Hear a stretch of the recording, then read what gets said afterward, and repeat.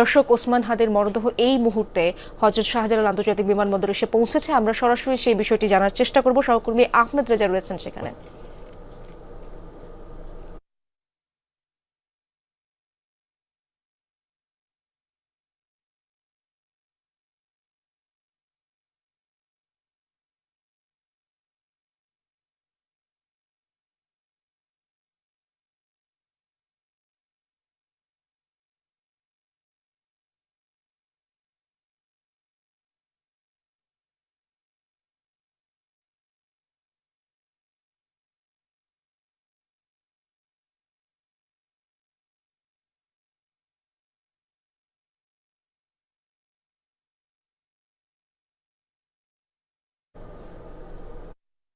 আমরা এই মুহূর্তে দেখতে পাচ্ছি বিমানবন্দর এলাকার ছবি আমরা দেখাচ্ছি, ড্রোন ফুটেজ। সেখানেই ওসমান হাদির মরদেহ এই মাত্র এসে পৌঁছেছে।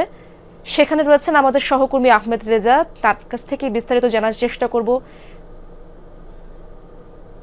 বিমানের যে ফ্লাইটটি সেটি আসলে যাত্রা শুরু করে এবং একটু আগে কিন্তু হযরত শাহজালাল আন্তর্জাতিক বিমানবন্দরে সেটি এসে অবতরণ করেছে। ফলে এখানে আর অল্প কিছুক্ষণের পরেই আমরা একটু আগে জানছিলাম যে এখানে অন্তর্বর্তী সরকারের স্বরাষ্ট্র উপদেষ্টা তিনি আসলে থাকবেন এবং তিনি সহ আরও বেশ কয়েকজন সরকারের রীতি নির্ধারণী পর্যায়ে যারা থাকবেন তারা আসলে মূলত তাকে গ্রহণ করবেন, তার মরদেহটি গ্রহণ করবেন। এবং এখানে বেশ কিছু আনুষ্ঠানিকতা নেওয়া হয়েছে, যে আনুষ্ঠানিকতার মধ্যে মূলত তাকে তার মরদেহটি এখান থেকে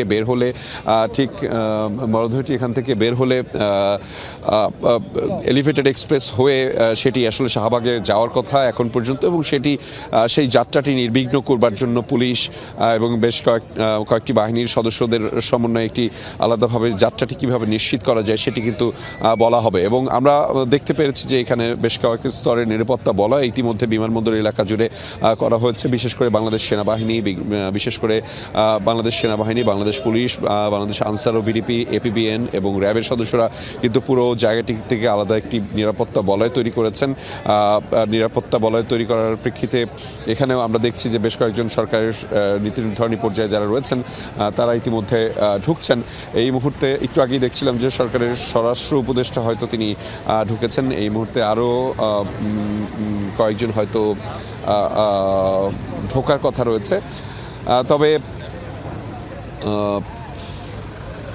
এখানেও হয়তো বাংলাদেশ সরকারের, কেননা পুরো কয়েকটা গাড়িতেই হচ্ছে বাংলাদেশ সরকারের ফ্ল্যাগ লাগানো রয়েছে, ফলে ধারণা করা হচ্ছে যে এখন পর্যন্ত 3টি ফ্ল্যাগ সম্পন্ন গাড়ি কিন্তু বিমানবন্দরের 8 নম্বর গেট থেকে ঢুকেছে।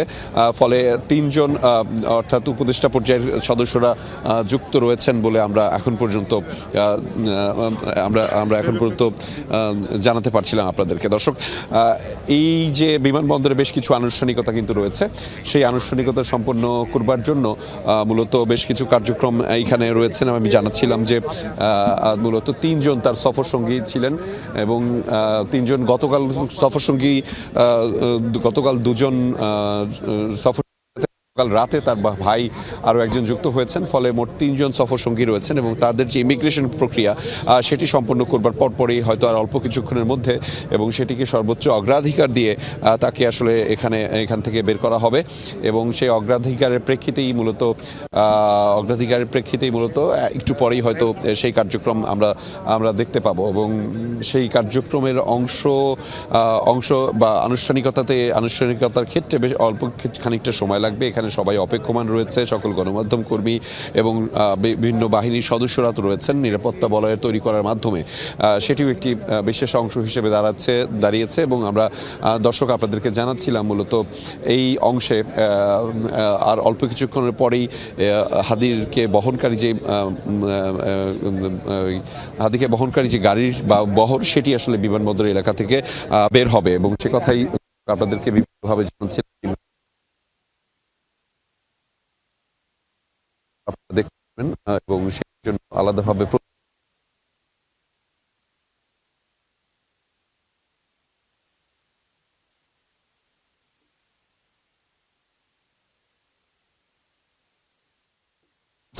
অল্প কিছুটা আনুষ্ঠানিক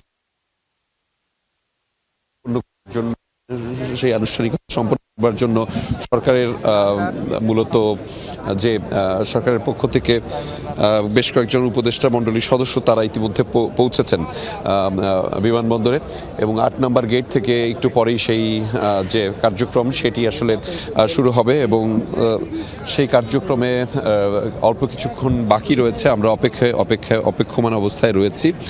এবং আপনাদেরকে দর্শক একটু জানিয়ে রাখি, মূলত গত 12 ডিসেম্বর আপনারা জানেন যে 11 ডিসেম্বর তফসিল ঘোষণা হয়েছিল, এবং সেই 11 ডিসেম্বর তফসিল ঘোষণার পরেই যে 12 ডিসেম্বর মূলত ঢাকা 8 আসনের সম্ভাব্য প্রার্থী হিসেবে নিজেকে যিনি উপস্থাপন করেছিলেন, এবং তিনি নির্বাচনী প্রচারণা চালাচ্ছিলেন, এবং নির্বাচনী প্রচারণার ক্ষেত্রে মূলত তিনি বিজয়নগর অর্থাৎ ঢাকা 8-এর যেই থাকো এখানে, হ্যাঁ তুমি একটু অপারেশনটা সব দিকে একটু মুভ করো।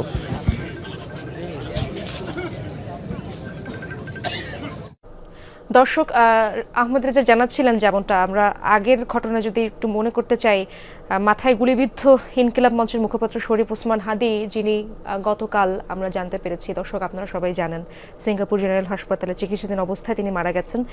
এবং আজ কিছুক্ষণ আগে সহকর্মী রেজা দেখাচ্ছিলেন আমাদেরকে, এবং আমরা দেখতে পাচ্ছি, ড্রোন ফুটেজে দেখতে পাচ্ছি, কিছুক্ষণ আগেই হযরত শাহজালাল আন্তর্জাতিক বিমানবন্দরে এসে পৌঁছেছে সেই মরদেহ, এবং এই মুহূর্তে তার মরদেহ নামানো হচ্ছে।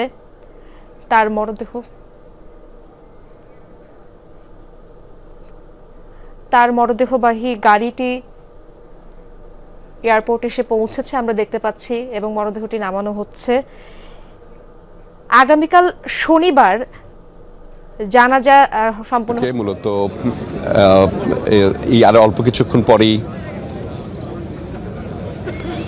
আর অল্প কিছুক্ষণ পরেই এই বিমানবন্দরের 8 নম্বর গেট থেকে শরীফ ওসমান হাদীর মরদেহটি বের হবে, এবং সেটি একটু পরেই, অর্থাৎ একটু আগে, নির্ধারিত সময়ের বেশ অল্প কয়েক মিনিট আগে কিন্তু তাকে বহন করে যে বাংলাদেশ বিমানের যে ফ্লাইটটি, সেটি এয়ারলাইন্সটি, সেটি এসে উপস্থিত হয়েছে এখানেই, এবং আমরা সকলেই অপেক্ষমান অবস্থায় রয়েছে। আপনাদেরকে একটু জানিয়ে রাখি, মূলত 11 ডিসেম্বর তফসিল ঘোষণার পরে 12 ডিসেম্বর শরীফ ওসমান হাদী ইনকিলাব মঞ্চের নেতা তিনি গুলিবিদ্ধ হন, এবং তারপরে 6 দিন চিকিৎসাধীন অবস্থায় ছিলেন। এই মুহূর্তে দর্শক আপনারা দেখতে পাচ্ছেন হাদীর মরদেহ বাংলাদেশ বিমানের যে এয়ারলাইন্সটি রয়েছে সেটি থেকে নামানো হয়েছে, এবং সেটি এখন গাড়িতে তোলা হচ্ছে। মূলত তাকে গাড়িতে তোলা হচ্ছে, সেই খবরাখবর, সেই দৃশ্যগুলো দেখছেন আপনারা দর্শক। এবং এই মুহূর্তে হাদীর মরদেহটি, অর্থাৎ শরীফ ওসমান হাদীর মরদেহটি গাড়িতে তোলা হয়েছে, এবং সেটি গাড়িতে তোলা হওয়ার পরে সেখানে বেশ কিছু আনুষ্ঠানিকতা রয়েছে। আনুষ্ঠানিকতা সম্পন্ন করে মূলত